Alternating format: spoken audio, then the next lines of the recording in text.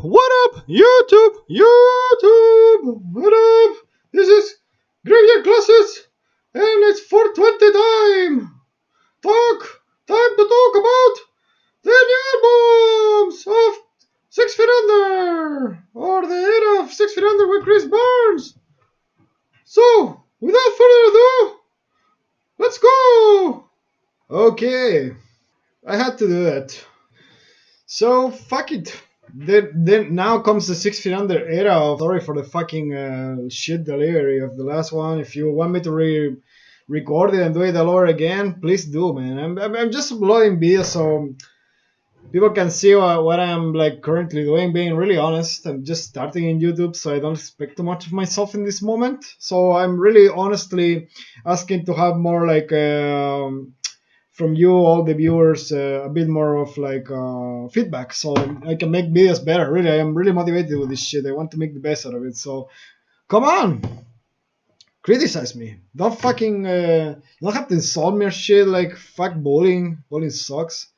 Well, we were like about the last video on the podcast. We were talking about Chris Barnes, how he started, how in my opinion he had a certain vision of how Cannibal Corpse should be, and like really interested when he formed Cannibal Corpse to add that gore element that wasn't previously so explored. Like it was explored before, like in the album From Death, for example, Scream, Bloody Gore, and Carcass, but Carcass actually was exploring it really like seriously, like during the era of Reek of Putrefaction, especially the first album of Carcass is really a gore fest. But the way Cannibal Corpse did was different, in my opinion. The way Cannibal Corpse did was more about certain subjects that when Chris Barnes was at least, certain subjects that were like really trivial. Songs like Necropedophile, Entrails Ripped from Virgin's Cunt, Fucked with a Knife. But the album covers, and actually in big part the band was in contact with Vincent Locke, but the concepts came up with, correct me if I'm wrong actually, but I think they came up from Barnes. But okay, this video is about 6 Feet Under, so Barnes quitted the band in 1995 and was kicked off by the band at the same time. So that's how it's the story, if you see both sides. So Barnes formed the 6 Feet Under in order to have a side project, but now because of circumstances they had to fucking make this band the main band. So there was he recruited Alan West, Terry Butler, and Terry Butler, I think brother-in-law or something. That was Greg Gall. So Alan West came when he was active in Obituary, and you guys hear it in the sound of the first album of that's Haunted that came up. I think that came out the same year as Vile by Cannibal Corpse. So it's quite a contrast from what Cannibal Corpse is doing. And Chris Barnes did this fucking shit of 6 Feet Under, and records the first album Haunted, which is in my opinion a good album. I won't consider it a masterpiece. And why I wouldn't consider it a masterpiece? Because there was Obituary before. And the vocals on Haunted, they sound, well, of course it's Barnes. He sounds really good actually in this recording. But it doesn't sound the type of Barnes that we all like, you know. It's Barnes, but washing himself out, his vocals, trying to enunciate more. He's not talking so much about gore anymore. He's talking about werewolves and shit. And I think that as a side project would have been a cool thing with just this album, maybe one more, and that's it. With Haunted, that's what I'm talking. And actually the next album that comes after, actually the artwork of this album was made by Barnes himself. That was Warpath. And Warpath was Really, I think that's a really good album. I think that people, when they start to say, well, there was also Alive and Dead that was an EP released in 1996, but Warpath, actually Haunted, I think was released 1 year before Vile. I'm not sure. I think that just that bracket behind to grade myself. But Warpath is a really good album, really good album. It's a matter. I actually like personally more Warpath than the Haunted album. Believe it or not, like they're, but it's true. I like more Warpath. I like more, for example, songs like in Haunted we have songs. We have pretty much good, consistent songs like The Enemy Inside, Silent Violence, Lycanthropy, Still Alive, Beneath a Black Sky, Human Target. This album pretty much is really solid in that case. All the songs are pretty cool. Like it's okay, but so far in this record in Haunted, it's a really like plain record for me. It's a really like Haunted is I won't say it's the birth of death and roll for sure. It's really literally obituary with Barnes of vocals, obituary type of songs. There is not much in special on them, to be honest. I'm really bored when I hear Barnes playing those songs live. The Enemy Inside, there is a song as well as good. They are good songs, but they're boring in a way. Like they are not much to be talked about. There's not much like improvement of what was done already. You understand? No, it's not like, for example, Barnes in Cannibal Corpse that he brought all this gore, all this stuff.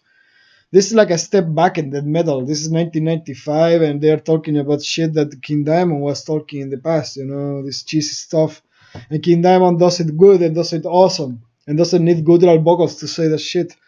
And that's good. That's why it makes sense. But in this case, with 6 Feet Under, a vocalist that you expect, he was actually the one of the most guttural vocals ever.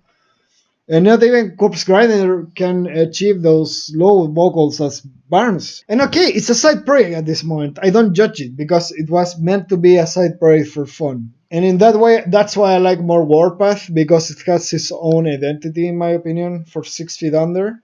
It's more death and roll, like what. It's really reminiscent, I would say. It's inspired, like it makes sense in a way, because thanks to Lemmy Kilmister, in my opinion, with that raspy voice that he had. In this case, for example, I will say that my favorite songs from this record, Warpath, is there is a good cover. Actually, Death or Glory, that's the Holocaust cover. I like that cover, it's really good. Manipulation, Revenge of the Zombie, and 420, I think those are the one of the best songs. And for me, the filler is like songs like Non-Existence. Where It's Coming is also good, but still it's like still a bit like Obituary. We can switch Barnes for John Tardy, and you get the Obituary, you know. But 420 is something new. It's a bit like Black Sabbath with a death metal singer, you know, and I like that. I kind of like it. It reminds me of songs like Snowblind or Sweet Leaf by Black Sabbath, 420. And actually, what this song, the main riff, Barnes says that he created it. Like he now it's like he actually now in Instagram is like playing guitar and shit. He's learning. And actually, it's kind of cool what he does. Like he's just enjoying himself and sharing what he enjoys, and that's it. That's cool, man. That's cool that he also was involved in the musical part. Even if he wasn't a guitarist, he would go and pick up a guitar, maybe by ear, you know, create something that he had in mind, and then go and put an input in the song. That means that he was really creative at this stage still.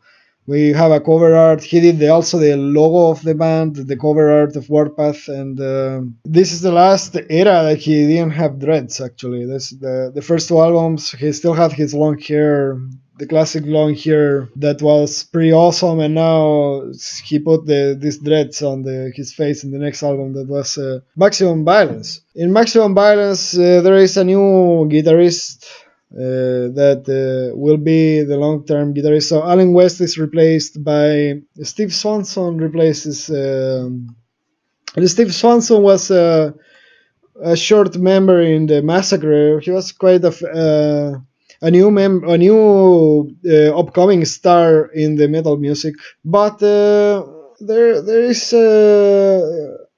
he was also Last Ride. That's another band. I don't know. I didn't never listen to that band actually. And this album, Maximum Violence, you can start to see that 6 Feet Under found their own sound. The but the thing that fucking pisses me off about 6 Feet Under is that Barnes got really pissed off after he was hacked or kicked out of Cannibal Corpse, or after he quits, as he says. And he swore that he will never play blast beats again. So this guy Greg Gall, I don't like him as a drummer at all, really. I like him in some stuff. He's a kind of interesting character to see on stage. He wear those industrial headphones in some concerts to cover his ears, and he plays without shoes. That's kind of like interesting. Like he looked like this. They look like 600 look like kind of like the hippie death metal that they are fucking in a band smoking pot, with dead corpses around. That was the kind of image that they wanted to provoke, but in my opinion, they didn't. And why is that? Is like maybe for children they will fall on it, and I fell on it when I was a child. I recognize it, but I will say that Maximum Violence is by far one of the first examples of Barnes. What people will call it the deterioration of the vocals of Barnes. Like I will say that here starts. And in this case, Barnes uses much more like a raw type of vocals, much more clean compared to before. I'm not sure if it's because he fucked up his vocals at this point. I don't know if he couldn't do the low guttural vocals. But it sounds really strange. There is also a Kiss cover, War Machine. Machine that I really don't. I like more the original song by Kiss, honestly. And people will say, okay, it's a cover. Of course, we will like more the original, but really, this song is not good, man. This is not well played. This is just literally War Machine with the lower down tuned guitars and guttural vocals, and that's it. There's nothing special about it. And not like, for example, the covers that were done with Cannibal Corpse that were really awesome. They were like, for example, the Zero the Hero. It's its own thing. It's Cannibal Corpse playing the Zero the Hero song.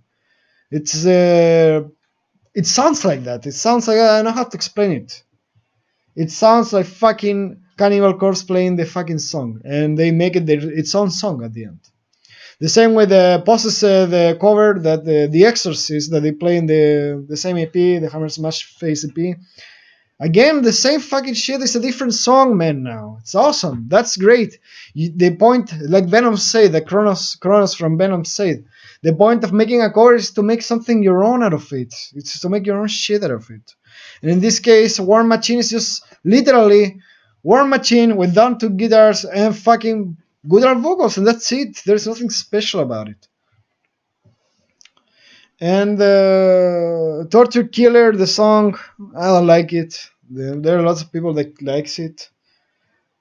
For me, my favorite song on this album will be No Warning Shots. Then that's it. No Warning Shot. Fuck it. Kill me. That's it. The most famous song, and that's it. That's the one I like. I like Feasting on the Blood of the Insane as well. That's okay, but I will talk about this later. There's something that bothers me about these songs that are the good ones. That nowadays I can't fucking listen to them, and I will tell you that later. So, Maximum Violence. Also, the artwork was done by Paul Booth in this one. And the first album was also done by Paul Booth, the same guy, the tattoo artist, famous tattoo artist. He also, I think, did backing vocals in this album, if I'm not mistaken, in Maximum Violence.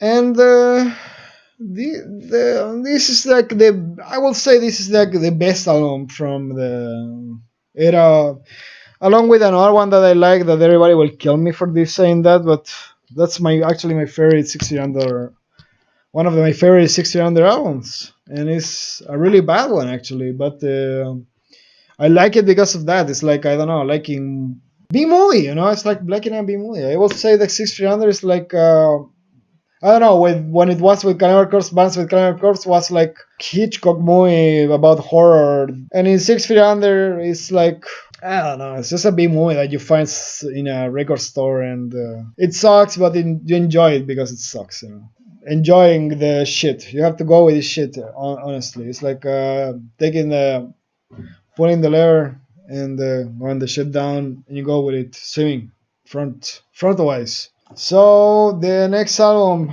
from Barnes and Company. At this stage, he started with those dreadlocks. I was watching interviews as well to Terry Butler. He was saying that the band originally started as something that was more like all together, had the same type of input in the songs, you know, and input in the band itself. But then there was none of this from the other members. They were all fucked up because of that. At the end, the songs start to degrade in quality as well because we can see an input. There is start to be a lack of interest.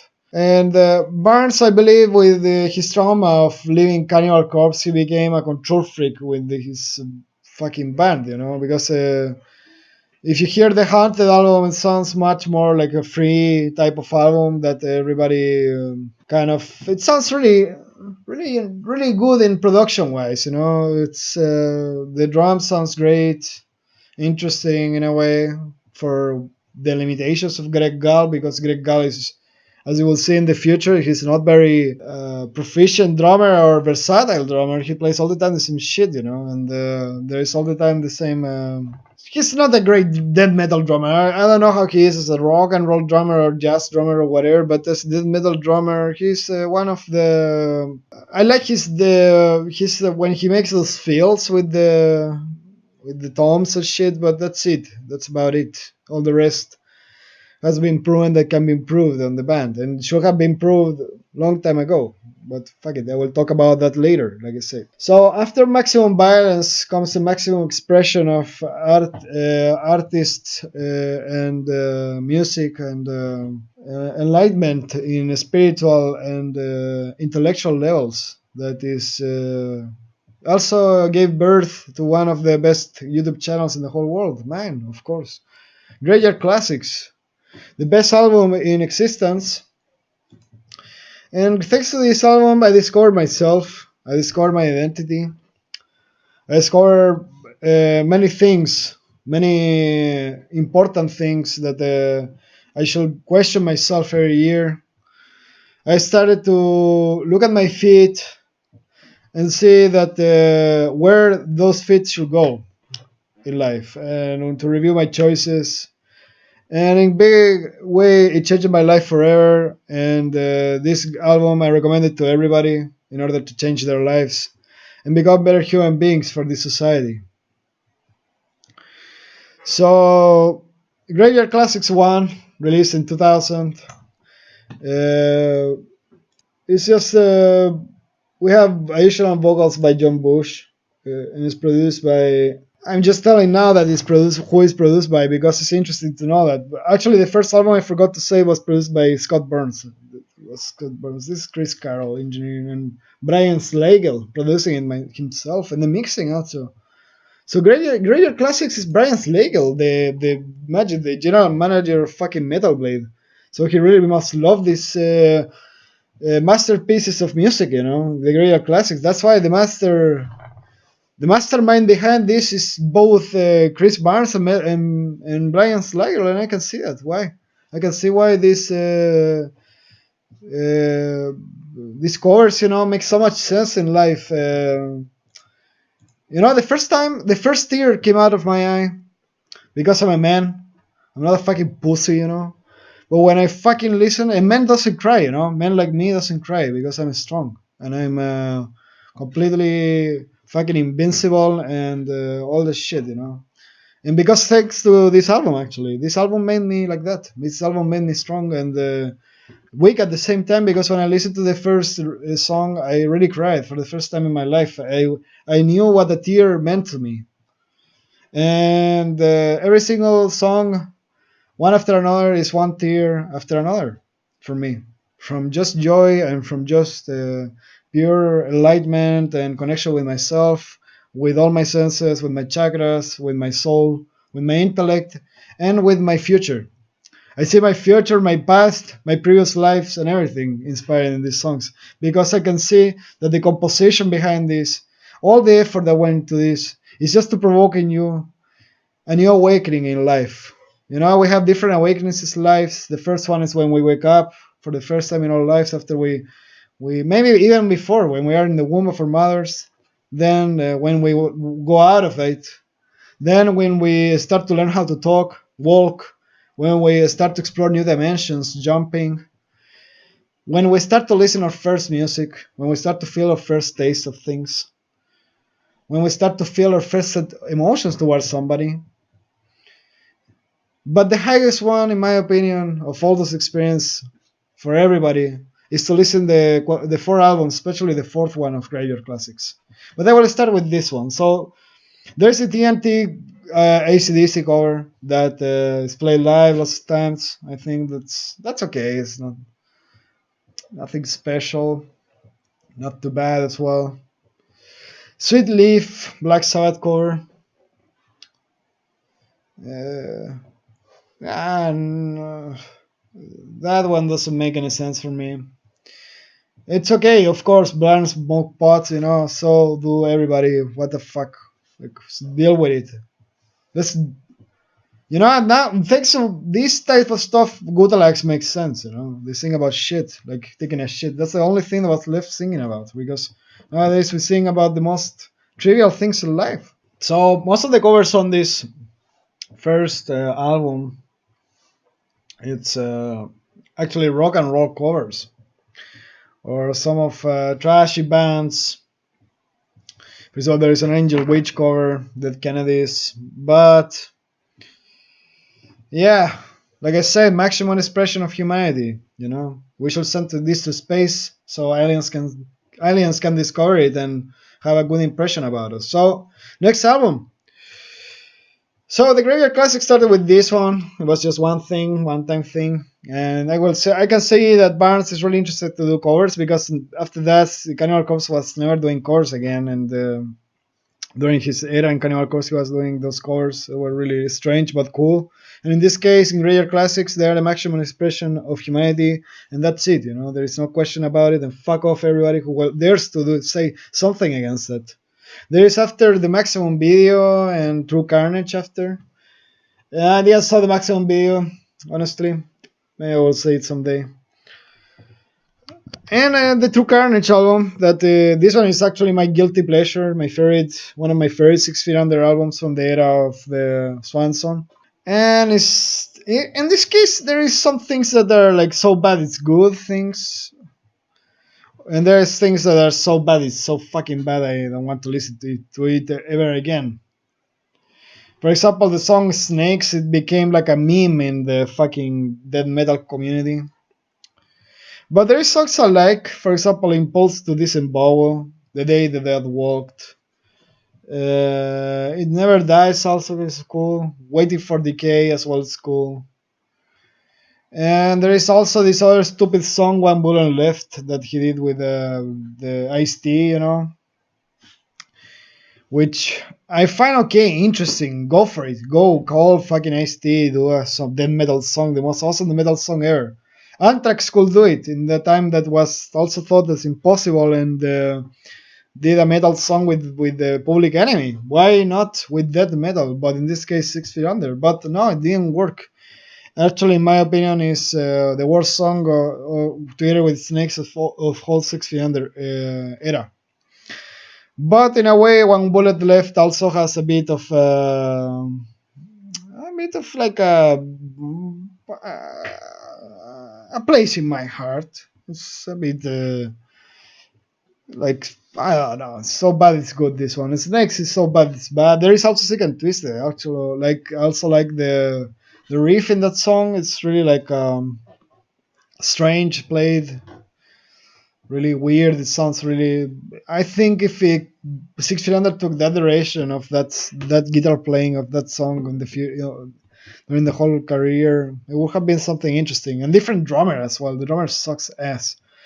By the way, Butler also it's really limited, but has his own identity as well, and his own sound, and also he was the dead fucking bass player. He's legendary.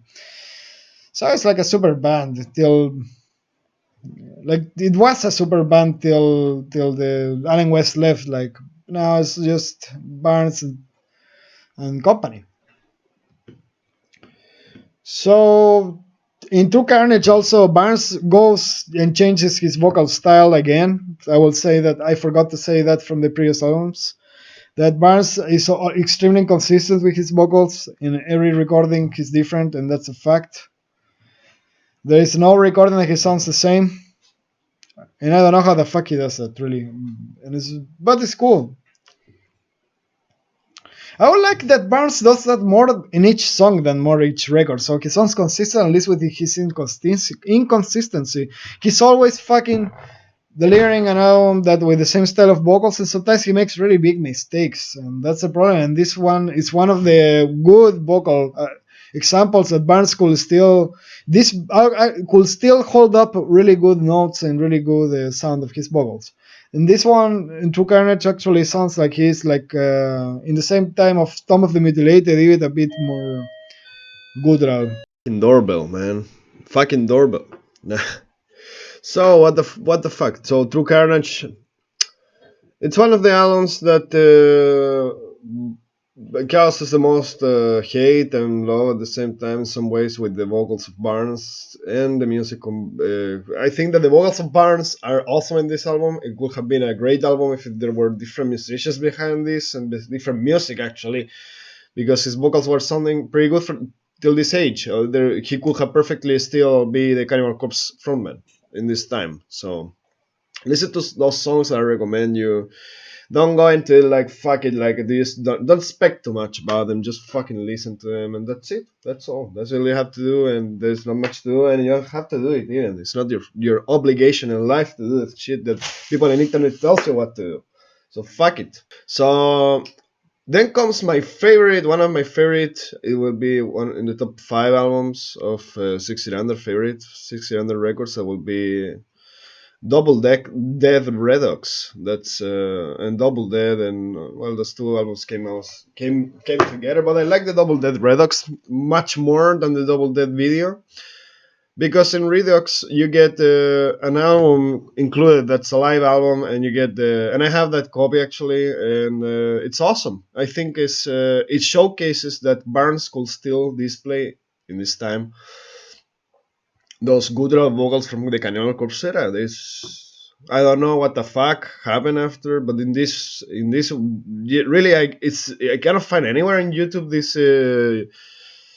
this concert, but there is a song that I will put in the link below that is from that concert. It's not the best example ever, but the whole record is awesome. I highly suggest is you buy a copy, and I think that this is like the best album it's the best that you can do with the songs that I told you. Like I personally don't like these songs from the era of 6 Feet Under, but in this album he plays the best ones of each album before the True Carnage. So it's a True Carnage era Chris Barnes that he's singing with those low gutturals almost from the Tomb of the Mutilated, but singing all the songs from True Carnage and before.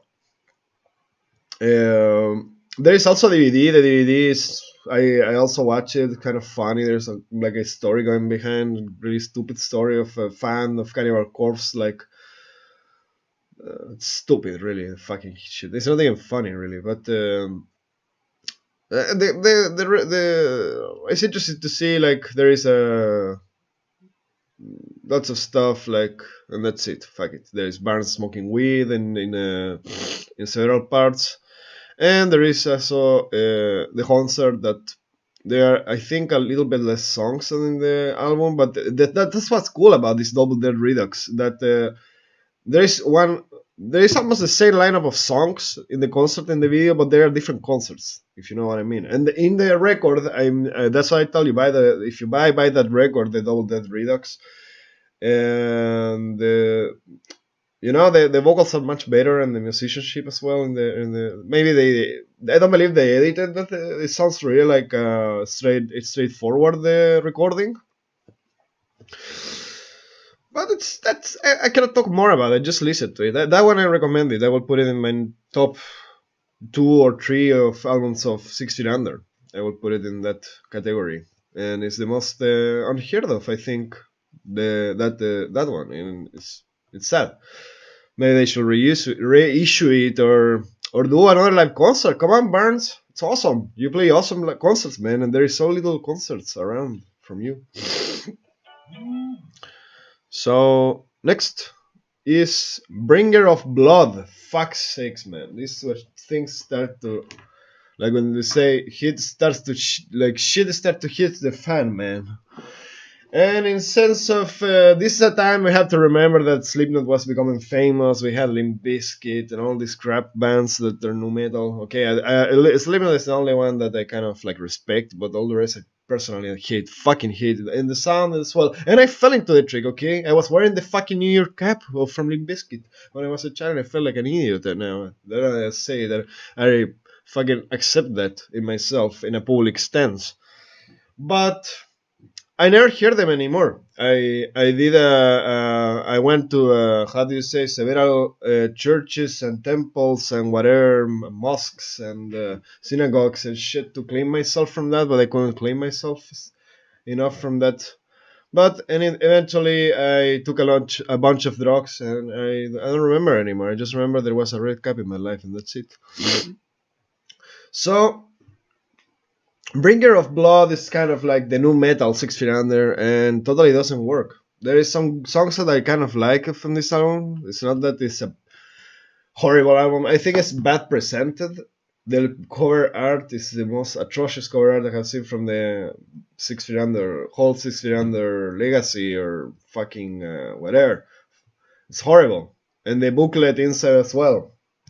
But the songs is like, okay, there's the Sick in the Head. It's okay, that song. It's not harmful.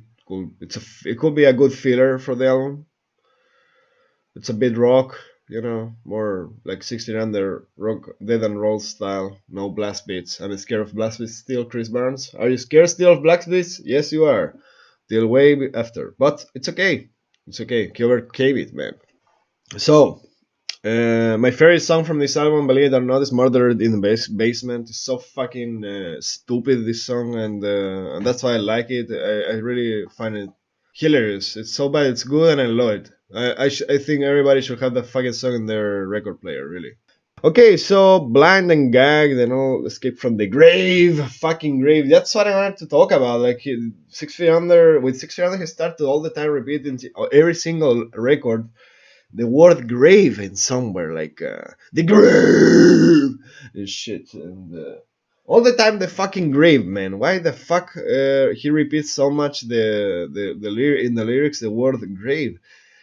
And I really will make a video just to count how many the word grave, how many times the word grave repeats, and stalking and blade and knife, murder. It's too much. So I think that Barnes sometimes came up with in his Twitter with better subjects for his lyrics. Like he was once posting that he was like blowing at the fucking bong a galaxy or something. Why he doesn't write about that shit? You know, that would be awesome. Like fucking get high as fuck and write everything that you're going through in your mind. You know, don't fucking write anymore about gore and shit if you're bored about it, Chris. Why you do this? Why you have to do this? And also, you have like a cool, clean vocals. If you don't like death metal, you know, I hear him also playing guitar, man. It's just, I'm sorry, I have to do this parenthesis, but if you like playing guitar, blues, and you have good, clean vocals, then make a stoner rock band or something. He's more really like a more rock than metal guy, really, honestly. That's the problem with him, that he really tries his best, but he doesn't like this style of music as much as he likes classic rock, you know, classic metal, like Accept and all that shit that he puts in Graveyard Graveyard Classics. You know, that's like his, I believe, his place that he will, how do you say, relieve himself and play rock music that he actually likes. So fuck it. I don't know. This is supposition. Maybe Barnes will say you don't know shit. You're a fucking piece of shit and go on and rot in hell or whatever the fuck. He'll tell me go in the grave. Go in the grave. I will stalk you and murder you in the grave. Okay. So Live with Full Force comes after in 2004. And this record, I will say that the full force is not there. The the vocals are in the time of Bringer of Blood, so don't expect too much. And Bringer of Blood also he changed his vocal styles. I forgot to mention that. Good that they stopped in Live with Full Force. It reminded me. And his vocal style became really strange. I will say that it's not the typical one that he will use, and it's more like what will become of his next era of vocals. That is like the barking, like the cancer dog type of vocals, you know, instead of the Cookie Monster. And I don't know why he did that. Why did he did that change? Probably to adapt to that new metal style or something. But it's fucking mess. It's a fucking mess. Really, he should have just kept like a True Carnage style of vocals or something. Or like I said before, to being consistent with all the fucking songs. So okay, this is Barnes, but Barnes is a fucking machine of sounds with voice, you know, or something. And then comes the best album that shall ever be in life, best sequel actually. And with this one, after Loy Full Force in 2004, these two were released at the same time. But of course, the next one, Graveyard Classics 2, is by far one of the best albums in existence in all genres. I think that there is a huge problem with this album that if people doesn't listen to it because that's why the world is so, how do you say, like politically fucked up. You know, we should all listen to this album and think about it. How our reality should be different. How our thoughts, like with the first album, what I said, check your feet, see where they're going. But before that, listen to Graveyard Classics series. Really, honestly, it's illumination, pure illumination. Nothing to say. So Graveyard Classics 2, it's I have a lot to talk about it actually. Then I will make videos for every single album. Don't worry. Maybe if you're interested, you will not worry. You will not have to worry if you're interested to follow me. And if you are not, doesn't matter. Who gives a shit? So Graveyard Classics 2 is a perfect example of the highest a human can get into recreating an album completely. So this album is literally down-tuned. Fuck, how can I forget this? My god. AC/DC's album, the Back in Black album, yeah, completely re-recorded as in its entirety. Even Barnes says in interviews that you can play them along at the same time and you will have exactly the same results. Like you will have exactly the same. You can play them in tune, man. And I tried that. It actually sounds kind of weird. Like it's like you are listening. Maybe like AC/DC with baking vocals with a guy with cancer or something. And I will say that this album illuminated me, but at the same time, the problem, I will say, fuck it. I will now talk seriously about it, okay? Or not seriously. There's nothing serious about this shit. There's nothing serious about this. It's like, why will anybody give time and effort to fucking recreate in its entirety one album of fucking another band and down tune the fucking guitars and the vocals? There was nothing wrong with AC/DC's Back in Black. Why the fuck will you re-record it anyways? And why will you turn it into death metal? That's the other thing. Why will you turn that album into death metal? Why will you do that? And without blast beats, without nothing, without any changes, without it's just a step back to that fucking shit, and a huge one. It's like, I don't know, like when you start. I remember when I was a child and I had my first attempt at having a band, and the kids were like making fun of me, like, and because I was like making really good gutturals, and I was like just fucking 15 years old, and or less, like 12 years old, yeah. And I was doing like really like low gutturals. I was not even trying to imitate the metal musicians. I was I don't know if you have played Resident Evil 3, like the that giant mutant nemesis that goes after you. I was trying to imitate that and scare my friends, and that scared them actually. I don't know. I'm trying to like. I'm not that good. I cannot play vocals anymore. I don't know if I can. Somebody give me a shot. I would love to be in a band. Actually, fuck it. If it's online, let's do it. Let's do it, man. So this fucking album, Graveyard Classics, it's just literally that. It's just down-tuned vocals, down-tuned everything, and down-tuned success with this. Because also it was even like cancelled after the further releases by the same band AC/DC. So that says how much this album is a masterpiece, and it should be also in the space along with the first one. So next, the 13th album. 13 for me, it's an album that it's really boring. Again, I tried listening to it all over, but it can't. And I would say that in this record there is no song that I like. Honestly, there is not even one. I don't like it. No, sir, I don't like it. That's in 2005, by the way, and that's with Chris Barnes and company and 60 Under that they release almost an album a year. That's why I say this guy is really hardworking man. He's never on the. There is no a year that he doesn't release an album, and but I don't know.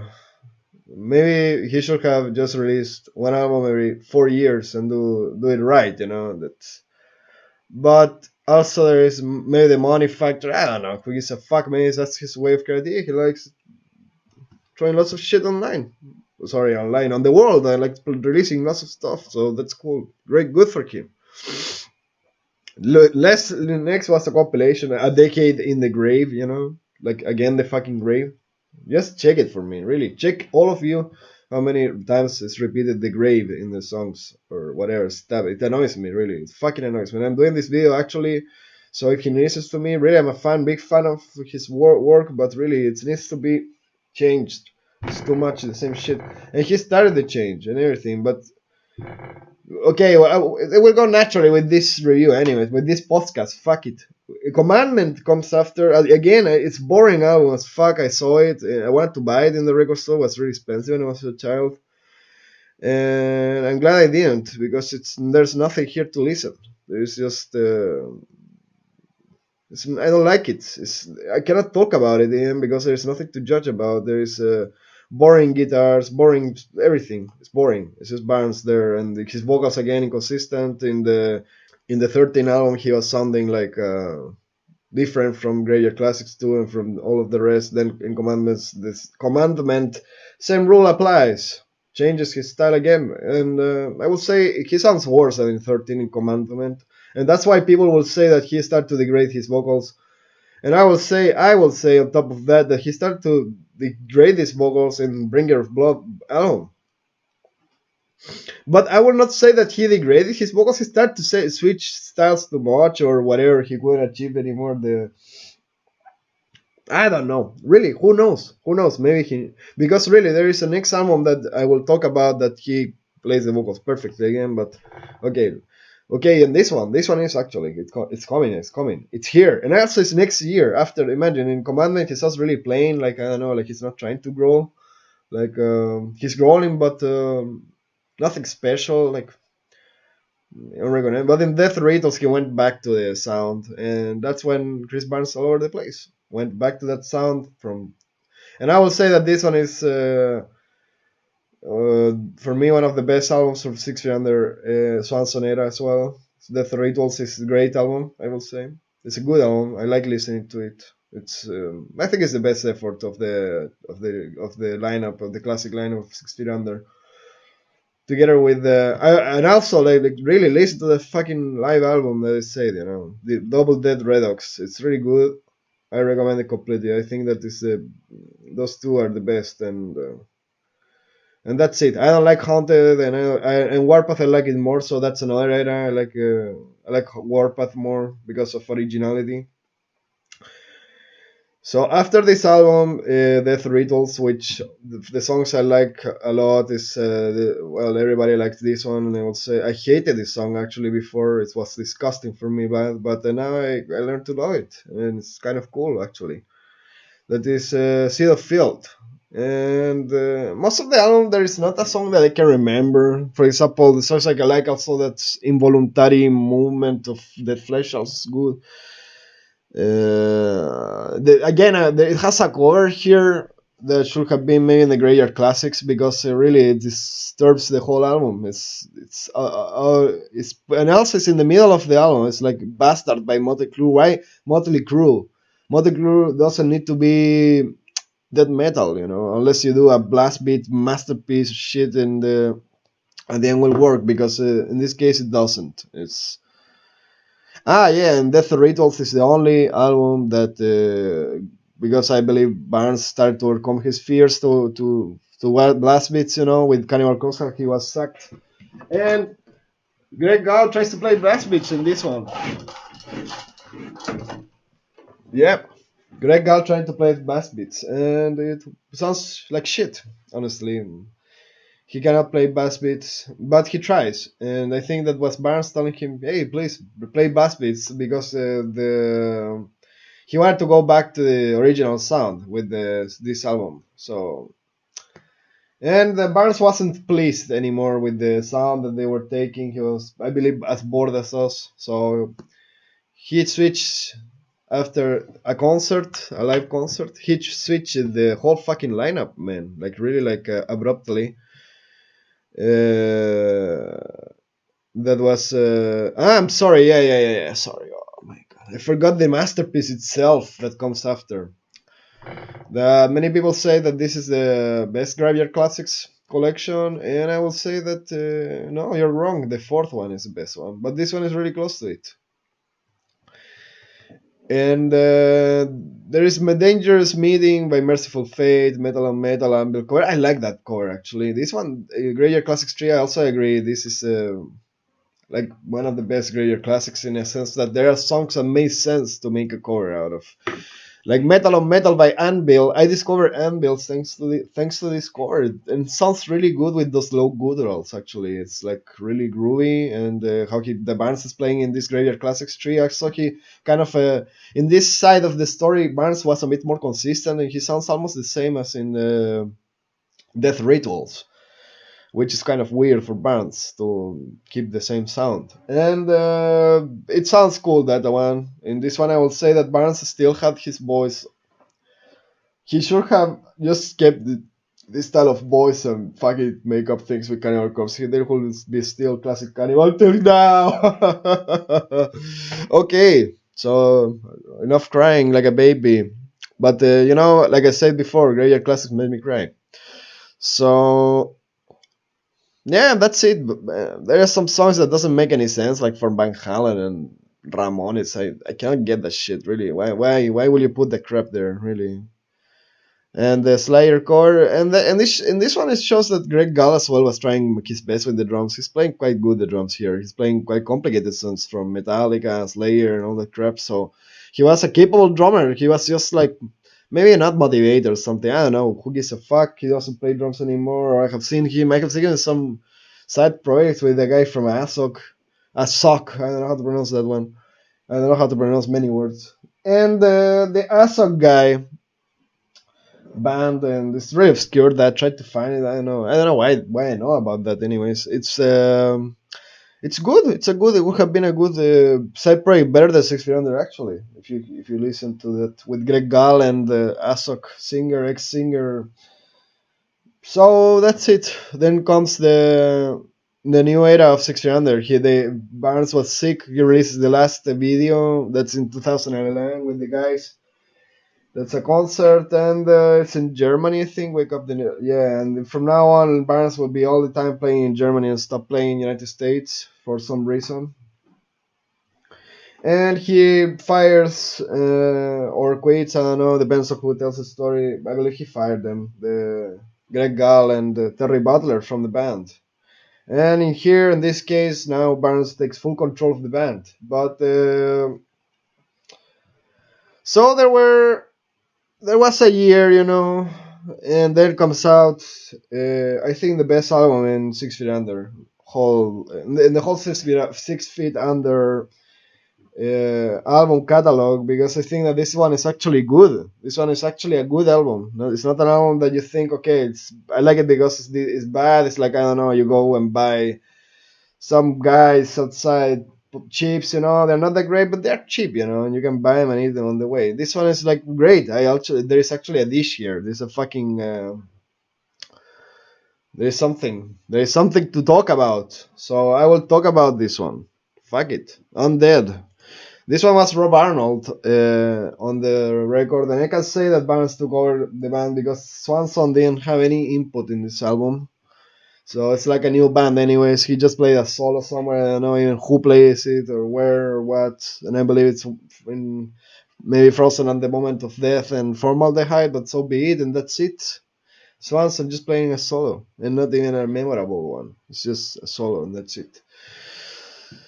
But this album, when I heard it for the first time, I really fell on my ass. I thought that was, what the fuck? Barnes is sounding again like a Cannibal Corpse. And 6 Feet Under is something like Cannibal Corpse. What the fuck? Finally, there is some change in this band. There is some salvation and redemption. And I was really excited because I was listening to this album and really enjoying, like almost crying really from fucking excitement that the guy was back. The guy was back after all that bullshit of fucking shitty albums, and okay, that, like I said, Death Rattle is a good album, but not as good as this one. This one, there's a new drummer, Kevin Talley, which I think everybody knows, or if you don't know, it's a guy that plays pretty much everywhere, and he plays awesome. Like, you can see that he plays everywhere. And in this record, on there is something with the production that I don't like about is that the ride sounds really strange. Like sounds really loud on the mix. They should have lowered the volume of that ride. It sounds really like a cowbell or something like that. And the first song, it's really good. Like, it's really well arranged. This album. There's just a couple of songs I don't like. The ones I like the most are the first four, together with Near Death Experience. And the groovy songs, Delayed Combustion Device, Vampire Apocalypse is good as well. Yeah, those that I mentioned. And the ones I don't like are I don't know why people likes it. This one, Blood on My Hands, it's extremely cheesy. This song, I don't know why they didn't took it out. They should have. I saw the Unburied the release after that comes. It's a compilation of unreleased shit. It came out like 5 years after, and there's way better songs than that one that could have fitted perfectly. That were unreleased. Well, they were released now, but without production, just demos. So yeah, this album is awesome. I will give it like from 1 out of 10. I will give it an 8. Really, it's that good. I say that it's that good, and maybe a 9 even. It could be. An 8, because I think that it need evolution, this album, and there wasn't any actually. In the next album, it's Unborn, and this album, Barnes collaborated with many musicians because at this stage, Rob Arnold left the band. And that's what's for me strange because in the on that album there was both Matt DeVries, but in the era of On Dead, I mean, because in Matt DeVries, that from Chimera and also from Fear Factory after and all the shit. Left the band immediately before recording, so there wasn't. He was going to be the bass player of 6 Feet Under, and he wasn't. So in Unborn, there is the next step that also Rob Arnold quits the band. And I was watching this album. I was listening to it, and it's a good album. I like it. It's the next follow up, but there are some songs that I don't like. There are lots of musicians in this album, so all the songs are quite different, and that's cool. But there are songs that I miss. There are musicians that I don't like their craftsmen. So, for example, this guy from Torture Killer that in the song "Zombie Blood Curse," which is the single for this album. I don't like this song. I was disappointed when I listened to it because I was waiting really excited about this album. I remember that it was the same year that it was coming up. I was waiting and waiting for the fucking song to come out. came out, Zombie Blood Course, and it sucked. And by the way, I forgot to mention the lyrics in Undead are really more creative, but they still like have that shit of the grave and all that crap. For example, there's a funny song, "The Frozen at the Moment of Death." Its lyrics are really cool. Like there's a guy that's frozen or something, a zombie, whatever, and then comes back to life after being unfreezed, and it's cool, man. It's good, but there's cheesiness all over the place anyways. Like it's not like in Cannibal Corpse anyways. He tried to replicate a bit of his lyrics from the Bling in this one.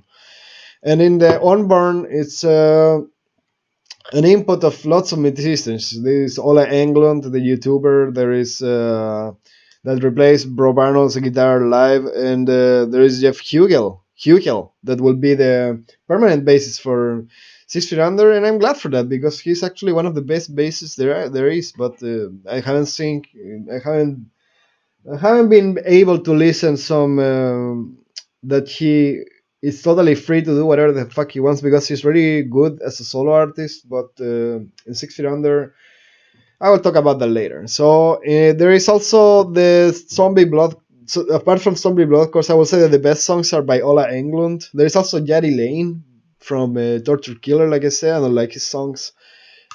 Zombie Blood Course, that's the song. Fuck it. There is also this guy from Whitechapel. I don't remember his name, but he also played some songs like Neurosmosis and I can't remember. But the best songs in this album, I will say, are from definitely Ola Englund, the YouTuber. The song Prophecy, The Curse of Ancient Ones, and that's it. And also, there is a song by Swanson that was surprising for me. There's just one song for Swanson, and he was quite good in this one. I Like to Kill You. I don't know why the fuck they threw him out of the band. He quit. I don't know, maybe he was sick of Barnes or something. But I can see that there is some old songs also from Rob Arnold. But I can see that in this era, I was watching live videos. I can see that Kevin Tully was like a bit uncomfortable. Also, Ola England. Like he will cringe every time Chris Barnes will start with his ease, like we say in the last video. Like till this time, now he become the more as possible, and with his he started to degrade the band and take off the audience and members from himself. And why? Because live Barnes replaces all the high pitched vocals with those or anyways he puts them really randomly sometimes that they don't even should be there, and they are there and they shouldn't be there. They should be, those E's should be somewhere in the heart of Chris Barnes or in a mirror that kind of like an LSD trip that you can see reflections of sounds and see how the shit they sound, and he can stop doing that for fuck's sakes. So after this, a compilation more. There are lots of compilations, and there is finally the best album there ever will be. I don't know. Sorry, I'm fucking ahead of myself. Crypt of the Devil after Crypt of the Devil, and this album again changes all the musicians. And Undead, remember that I said that he was playing like really consistently with Red Death Rituals and Graveyard Classics 3. He had really deep, low guttural vocals, and in Unborn, he sounds a bit more groovy, but still he sounds good. Good production, good vocals. And in Crypt of the Devil starts again with the instead of the and all that shit, So the cancer starts. So Crypt of the Devil, it's a song that it's an album that has many ups and downs. This album was none of the band members participated. I don't know why the album was released as a 6 Feet Under album in the first place. It reminds me a lot in that way of Haunted, because Haunted is Barnes on vocals on top of Obituary, and in this case it's Barnes on top of Cannibal Corpse. And that's it. There's not much to say about that. So in a way, it makes sense because Cannibal Corpse sounds a lot like Cannibal Corpse, and this album sounds a lot like Cannibal Corpse. And Barnes doesn't sound at all like in Cannibal Corpse. That's the problem. He's the only one that is actually from Cannibal Corpse that doesn't sound like Cannibal Corpse. And but there are some good songs here because the guys did a good job. There is songs by there is the lineup of. Josh Hall and well the Hall brothers, and they're playing the instruments, and there is Rai Suhi and this other kid, how's he called? Shit. Yeah, Brandon Ellis and Rebecca Scamon playing. She's a YouTuber, I think. I'm not sure. Playing awesome. They're playing awesome solos and shit. This album is quite good, but I see this album should have been released as maybe Cannabis Under or whatever, 6 feet Corpse, 6 feet Cannabis Corpse, 6 feet Under and Cannibal Corpse split or collaboration or whatever. It should have been like that, and there should have been also vocals and lyrics by the guys from Cannabis Corpse. And I don't understand why Barnes still grave and all that shit, gruesome, break the cross in half. That's King Diamond stuff, not fucking 6 feet Under. That's both gore and shit. Otherwise, play falsettos, Barnes, please. So Open Coffee Orgy, it's okay. It's just his vocals are fucked up really. Like in this moment, there's something wrong with them. I don't know. They sound dry and inconsistent in themselves. Before I say that Barnes was extremely consistent with each release, and in this case, he's inconsistent with the delivery of each line of the song. But for me, the best songs of this album, Crypt of the Devil, will be Broken Bottle Rape, which is a really the best lyrics he has come up so far, I would say. Nah, it's not. It's also cheese. I just read it, and it's a lot of like naiveness and shit. Like, I will kill you, I will be back in front of you, and I will put my hand on top, and then my knife will go down, and then you will die. So that's it. It's not much special. It's not that creativity and disgusting shit, you know. So yeah, that's it. That's it. So then comes after the best album there is the best album in the whole 6 Feet Under catalog. The best album on whole death metal catalog and heavy metal catalog as well. Graveyard Classics 4, The Number of the Priest, who has a subtitle now. And I will say that the production of this album should be studied in Harvard by the best producers in the world for movies and stuff. It's great, simply awesome. I will say that for me this is my favorite production on any album in the world. And the second is that the guys from Cannabis Corpse again play here, but and Barnes plays the vocals, and it sounds like that because it doesn't sound like they are together, but that's cool. That's part of the creativity in this album. And I don't know. The best song here, in my opinion, is "The Evil That Men Can Do" by Iron Maiden. Please listen to it. Give it a shout. And what to say, you know, the album artwork is the best album artwork in the world as well. It's really creative. Took a lot of job to do. And there is a guest vocals by Ray Adler by Fate's Warning, if you can believe that. I don't know why.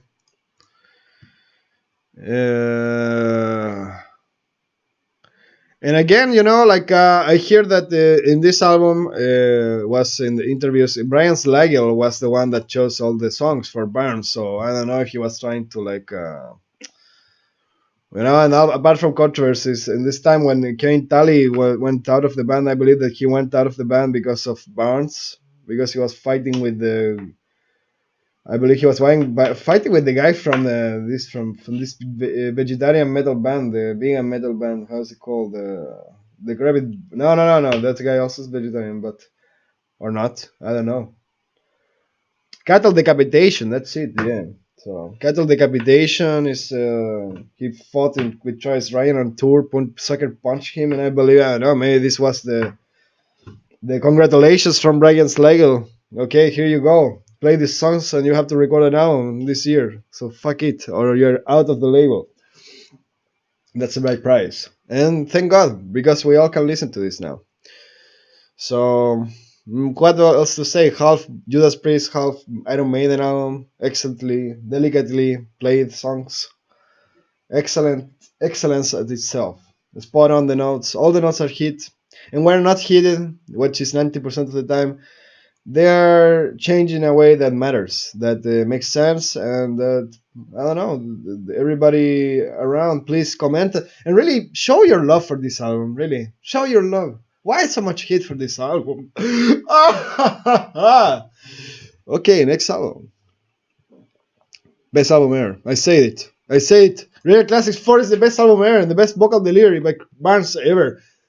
Fuck everything. Fuck Tom of the Mutilated. Fuck Butchered Birth. That sucks. It's newbie shit. It's newbie shit. Why? It's Graveyard Classics for fuck's sakes. Graveyard Classics, man. That's it. Especially the Iron Maiden covers are the best ones. It's like, I don't know, like I'm in heaven, you know, I'm in heaven, and I don't know, I wanted to listen to this all in my life. And literally again, the same Graveyard Classics formula in this album, that is down-tuned guitars and the songs play exactly the same, but the lifeless formula itself of themselves, how they were before, because the musicians in this record delivered them as generic as possible, and the production sounds as well in that way. And Barnes sounds completely out of place. It's like the songs were recorded this day, and he had to do it till this time to record them, and he recorded them the last day. So he had the contract done and didn't get screwed up. And maybe Brian Slager told him, "Stop slacking, man. Stop slacking your ass, smoking pot, and come and record the fucking album." And he went and did blah blah blah blah blah blah blah blah blah blah, and then the album came. And that's it. Graveyard Classics 4, best album in the world. And then comes after Torment. And Torment is the first album that 6 Feet Under, the current lineup, plays songs and records and composes songs. Because Jeff Hugel, the permanent bassist, will record all the guitars and bass of this album. I don't know why Rai Sohi didn't have anything to do with this album. He is a permanent member of 6 Feet Under at this stage. And Ray Suhi is more than a good and well capable guitarist, as you saw in Graveyard Classics 4, and also being serious in Cannibal Corpse. He's fucking awesome guitarist player, that's for sure. But I don't know why in this album the Rai Suhi didn't have anything with the album. I don't know, and it should have been like that. But you have the drums for the first time by Marco Pitrusella. That's the guy who replaced Kevin Tully when he left, and it's a good replacement, actually. Marco Pitrusella is one of the best death metal drummers out there currently, together with Jeff Hugel on the bass, the best bassists sense. And I will say the good and the bad of this album. And the good is that this album, it's very experimental. It's really like you can see that the guys had more freedom to compose, but also they were like limited with the 600 style. Like they had to play, repeat the chorus and all that shit. So in that way, kind of fucks it up, you know, because kind of limits the guy who is behind the playing. And also, I will say that Jeff Hugel is an awesome player and composer for himself, but in this album there are cool songs actually I like. For example, the vocals and department, it's really like inconsistent in this case with the songs. It starts quite good with the Sacrificial Kill that sounds like a watered version of what he was before in the Undead album, and it sounds really like a strained compared to before, but it still sounds decent.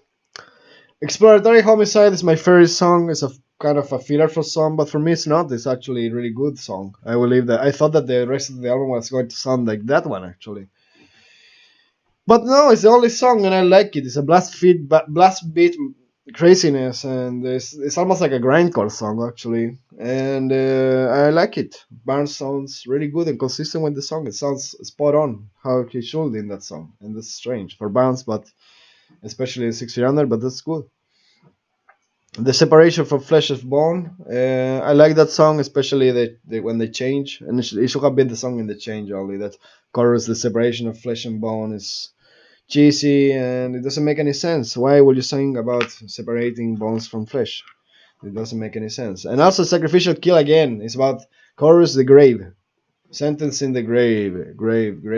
Listen Listen, fuck sakes, all the times Barnes says grave in his songs. It sucks, really. Sing about something else, Barnes, please. Sing about something else. Gore is not the only thing you can sing about, and it's proven. So, Schizomaniac is also an awesome song. The Separation from Flesh of Bone also is good. Skeleton also is great. It's a stupid song title. It should have been something like, I don't know, like butchering babies out of a dumpster or something. Or eating babies out of a dumpster or something like that. Whatever, something more crazy. Why not that, Barnes? Why not, I don't know, railroad mincemeat or something like that? Why fucking skeleton?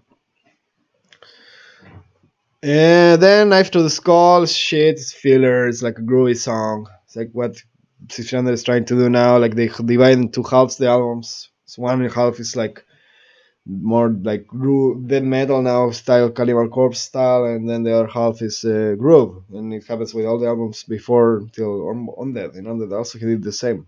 He started that shit with Undead.